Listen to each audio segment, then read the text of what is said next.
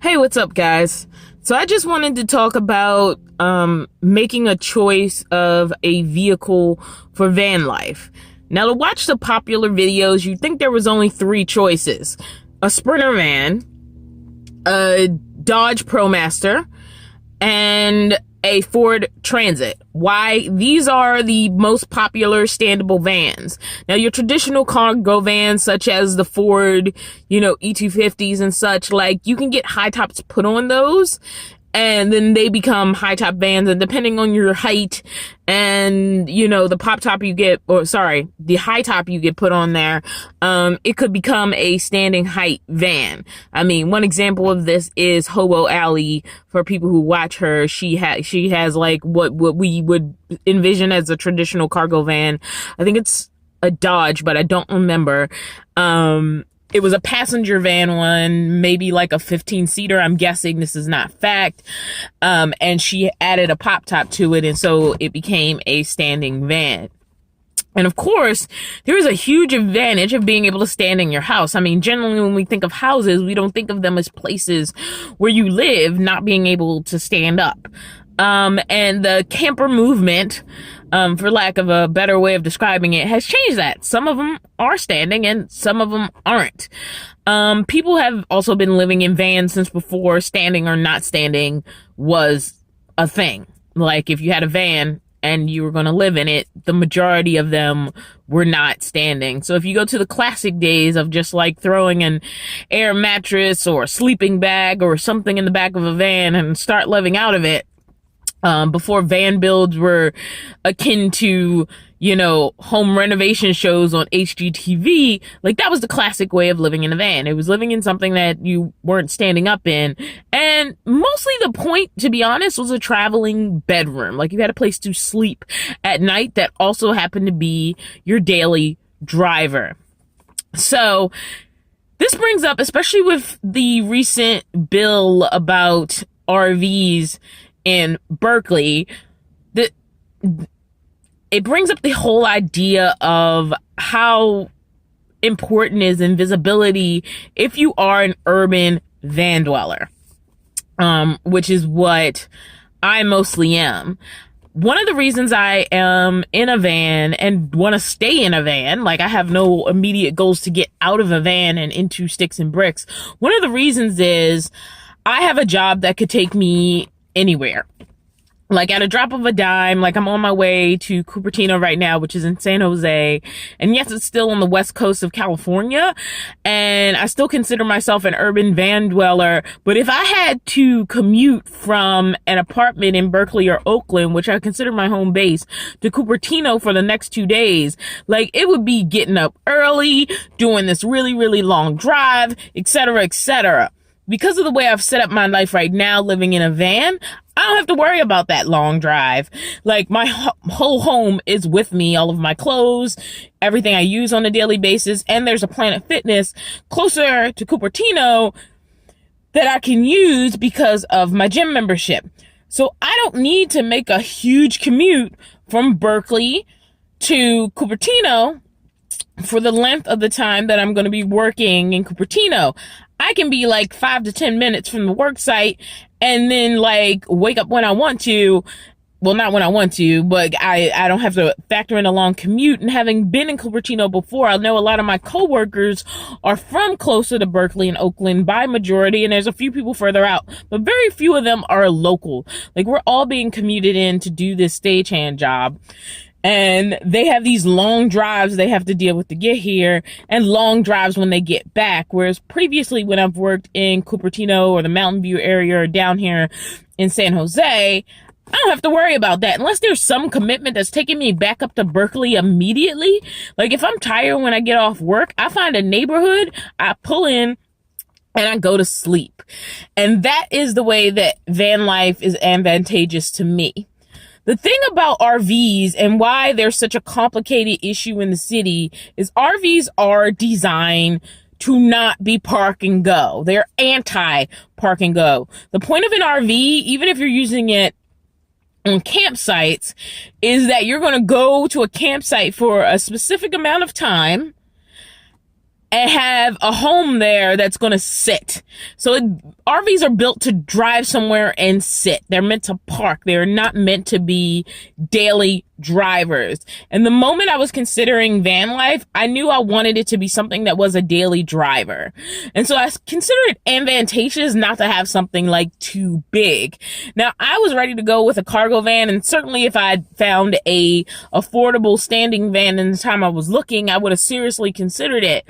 But honestly, the second I walked past a Toyota Sienna, I had it in my mind, like, I think that would be a good one. So it was high on my list. Like, I think Toyota Sienna was the only van I was specifically looking for in conjunction with cargo vans at the time that I was looking.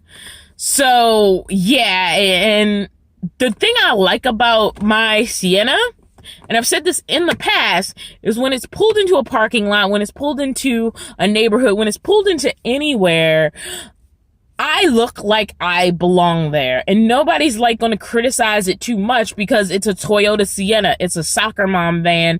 It's a thing families own to haul a bunch of kids around. And I've also seen them used as business vans. I mean, I've seen other minivans used as business vans, but they're a cheaper option in for business vans too. So even having this curtain up to me isn't that big a deal. For all they know, all I do with this van is haul stuff around. Their first thought isn't it's a home, especially without a solar panel on the top and without an air vent or anything on top that says, oh, this is also being used as a camper. Like, there are literally no clues on the outside, and I don't consider the cargo carrier a clue because there's so many vehicles that drive around with cargo carriers on the top of them.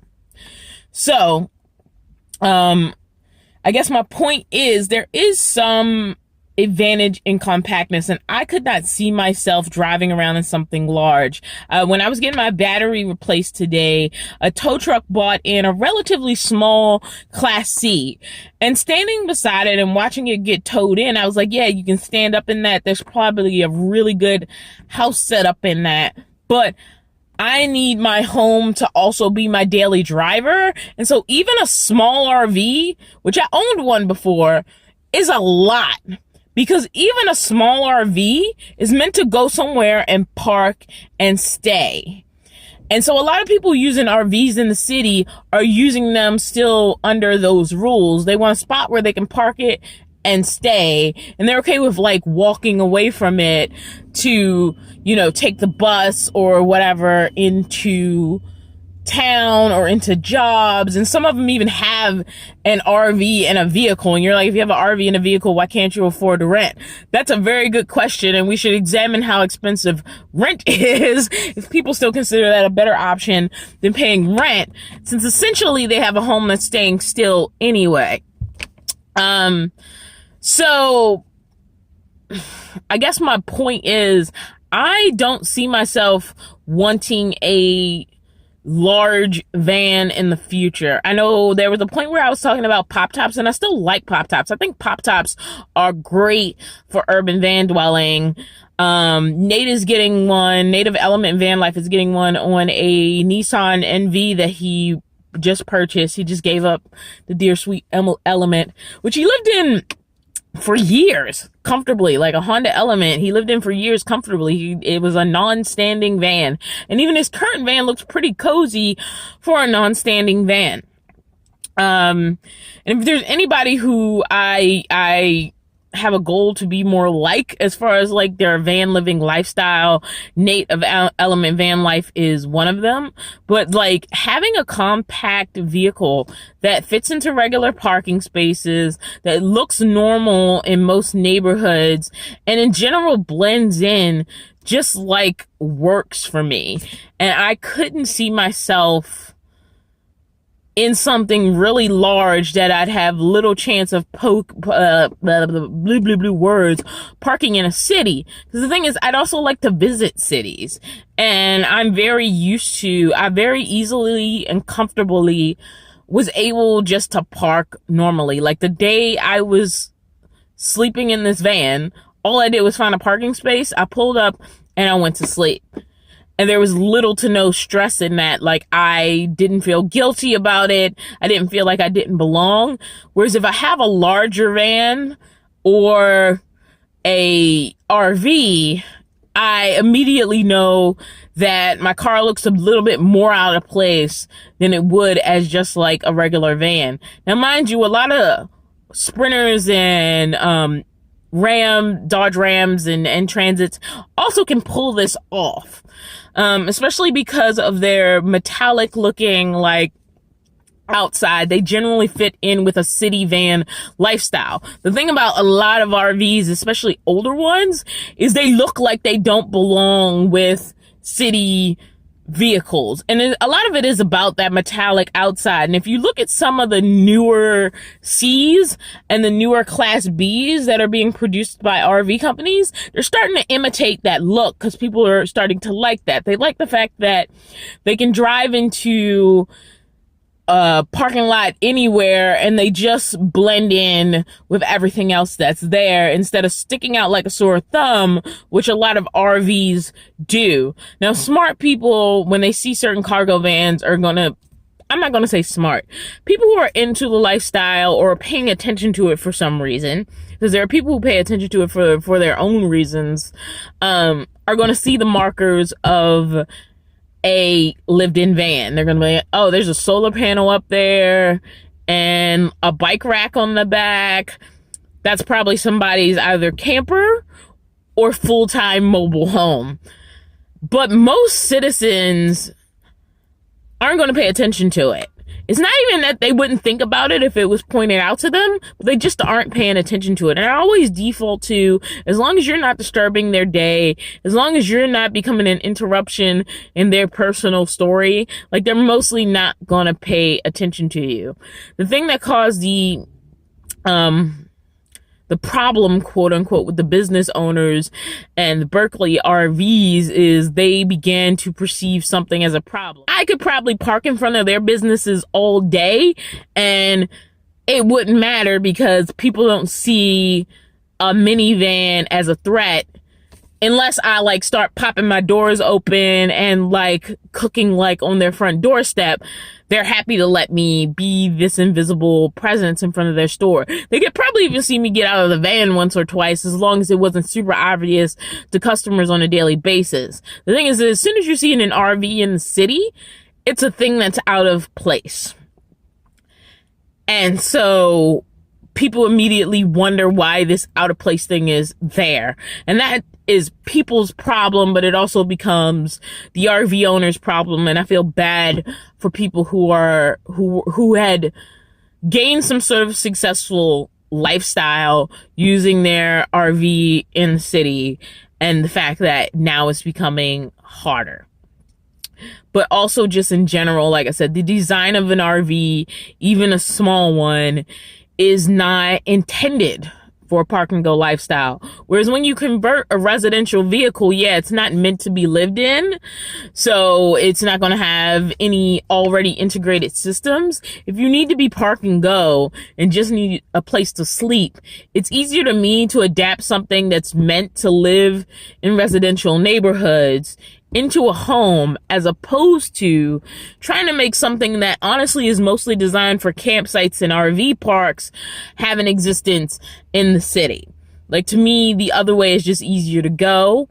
And like, the inside of my van does not look great. The thing is, even if the inside of your RV is gorgeous, if the outside looks like an RV, like an old style RV, not the newer ones that tend to imitate the look of like the Sprinter van, you know, ProMaster, that look.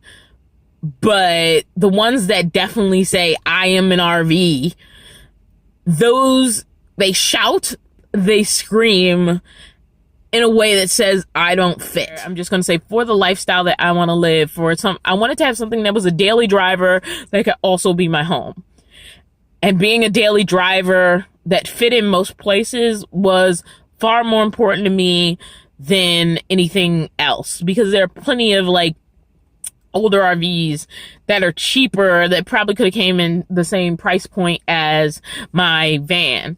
Now, what I will say is I also would have been happy to buy something if I could have afforded it that was already built out. Like, I have no particular huge drive to build something out myself. So much as I wanted the functionality of exactly the lifestyle I'm living now. So if I figure out the building out part later down the line and I just kind of live with the camping cot and the plastic furniture for now, that's less of a deal for me.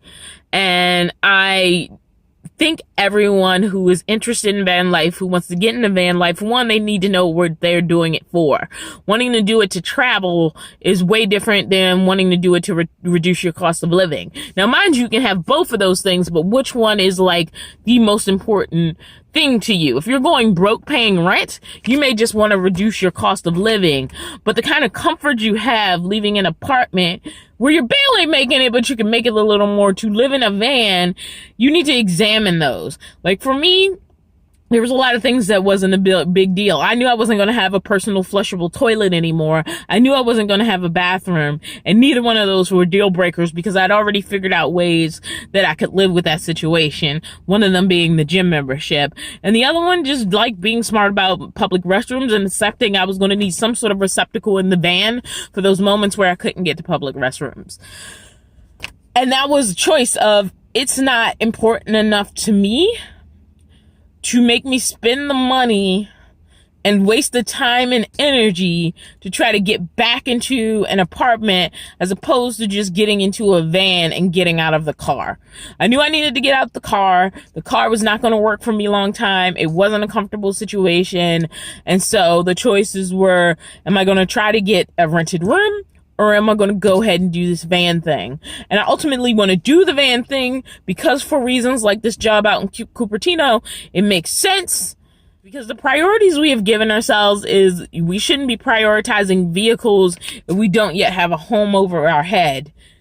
But the violation of that is, what if I can combine the two?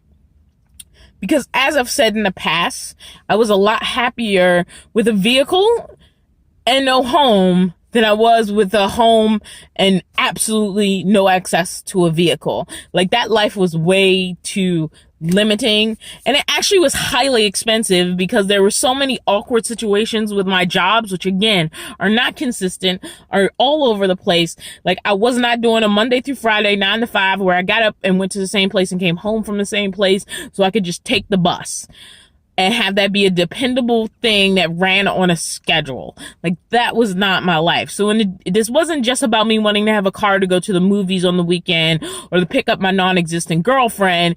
It was, my life was a constantly changing thing where a limitation on transportation was a holdup and a hurt to my quality of living. Your life might not be that. You may have a 9 to 5 job that you don't plan on giving up. And honestly, unless you have a huge amount of savings, I think that's a smart way to move into a van. Cut your rent first, build up your savings while living in a van. You get to be in a town, you can find a couple of places that are comfortable to park at, and you can bank all that money, and then maybe you can take some time off. Or maybe you can pursue the career that you really want to do. But if you can't immediately cut off, people tend to connect this leaving work and moving into a van and then going to travel the country. Like, these three things has to happen together or there's no point. That's not true. You can move into the van first. You can cut your cost of living. You can get used to living in a van in an area that's familiar to you. And then banking all the money that you use, and make sure you bank it and don't spend it, because just because you're in a van and life is cheaper doesn't mean you won't spend money stupidly. Because now you're like, oh, look at all the stuff I can afford. Also, it's expensive. Like, if you want all the things, if you want backup batteries and solar and standing height, like, those things are going to be expensive. A cheaper lifestyle on the back end is not necessarily cheap going in. If you buy a cheaper van, it's probably going to need more maintenance up front. Even if you do that work yourself, you're now spending an extra investment in parts just to put it in running condition before you've even done your build. Building out costs money. Tools, if you don't already own them, cost money. Where are you building it at? I mean, there's a lot of things to consider. Like, even if you have the skills, where are you building? Do you have the tools? Do you need to buy the tools? How much are materials going to cost? How much are things for the van that you want going to cost? Can be a lot, and the numbers can jump up really, really high. And it's also not a bad idea to experiment sleeping in the van, owning it, building it out, sleeping in it, while you still have a house you can go back to if you don't like it. I didn't have the luck of that situation. I was in a car and there were two choices: jump into van life or try to find a room to rent. And finding a room to rent would have killed the idea that I ever could have gotten into van life, and I have no regret with my choice. That was really rambly. I don't know if any point was made, but I'm just gonna go with it. All right, peace out.